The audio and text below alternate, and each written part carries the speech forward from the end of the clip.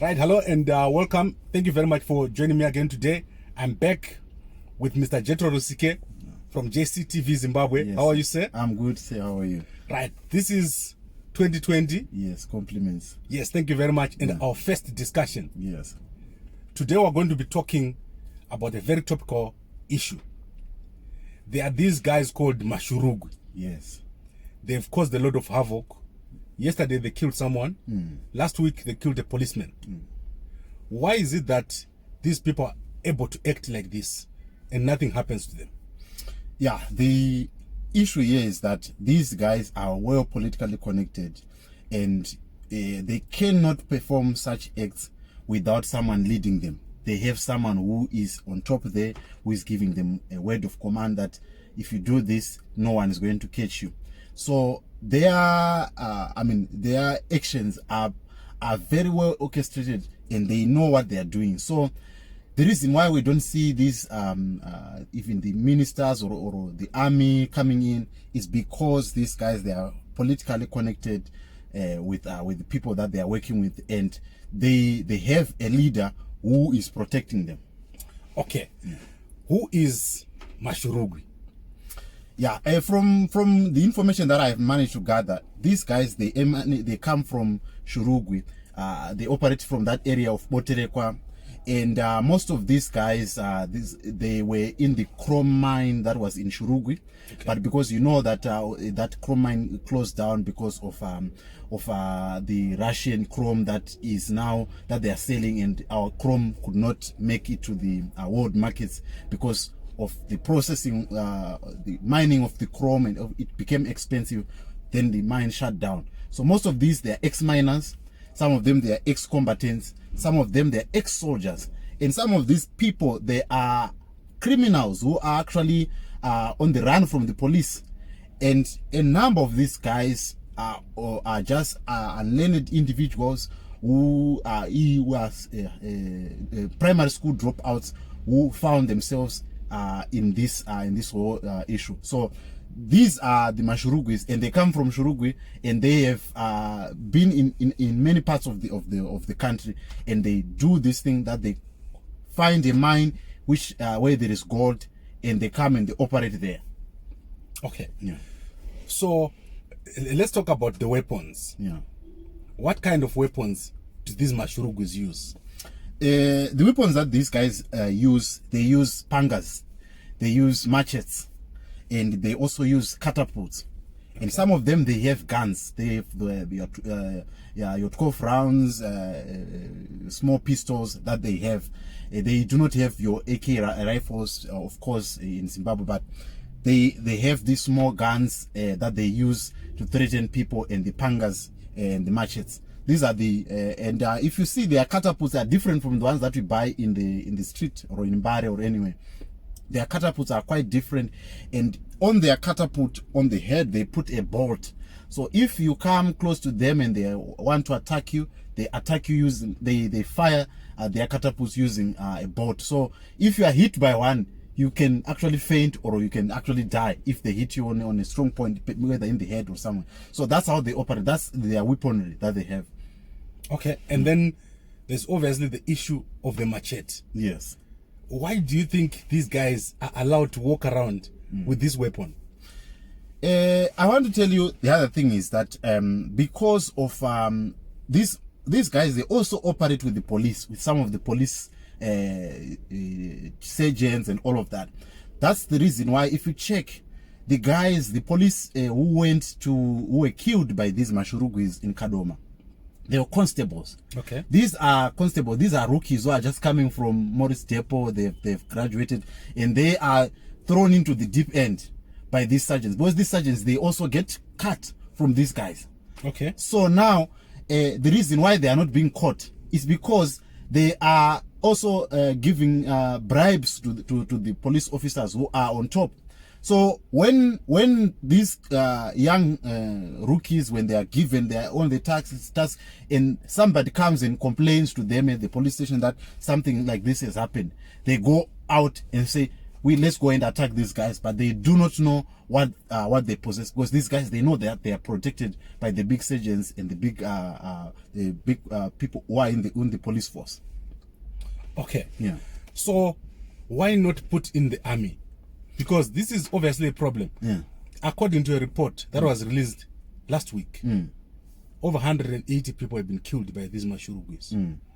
Why not deploy the army in this area? It all comes back to the story to the issue that I was saying, that they are also politically connected. Look at this. You remember that the MDC wanted to stage a demo in Harare. Yes. And before you know it, the army and the police was there. Yes. But no one was killed. Yeah. Even the 2018 elections, you saw that the army was, before anyone was killed, the army had already stepped in. Why are they not acting up now? Because remember, the army, they act on either if people come to their base and threaten their base or in the area that they are guarding, or number two, they acted the word of command. That's how the army operates. So which means that someone is not is propping up the army, and they are working together with these guys. That's why they are not being arrested. That's why you see that they are not being attacked. That's why you see the army is not being sent in there, even though there is massive killing and massive life loss that is happening there. It is because that these guys, they are politically connected, and the one who is supposed to command to say army go in is one who is benefiting as well. Okay. So basically, in the Midlands, yes, we've had various groups. Yes. For example, there was Al-Shabaab. Yes. There was the same group that became Mashurugwi. I might not be very privy of how this Al-Shabaab group, but you see how any group is formed. It has to have a leader.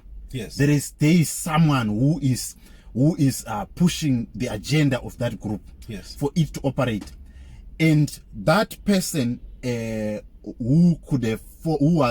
might be been part of Al-Shabaab they are the same people that are propping up the Mashurugwi guys, because if they operate without a leader, obviously they will be caught very easily, and then they will be arrested, and that group will be forgotten about. But the fact that these guys are operating and they continue to terrorize the police, they continue to terrorize citizens, they continue to kill people, that tells you that there is a leader who is duly benefiting from these guys. Right, so let's summarize. We said these guys use pangas, catapults, and guns, small guns. Yes. They are politically connected. Yes. And they are fearless. Yes. But the army cannot be deployed because the people who are supposed to be deploying the army are benefiting. Yes. So what is going to happen next?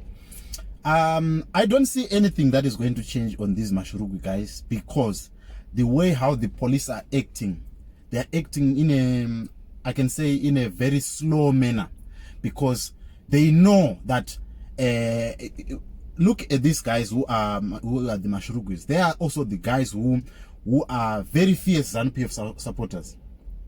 And knowing that these guys, if they are going to attack them, and if they are going to arrest them, these guys, they will expose them. Okay. They expose, one, their support base.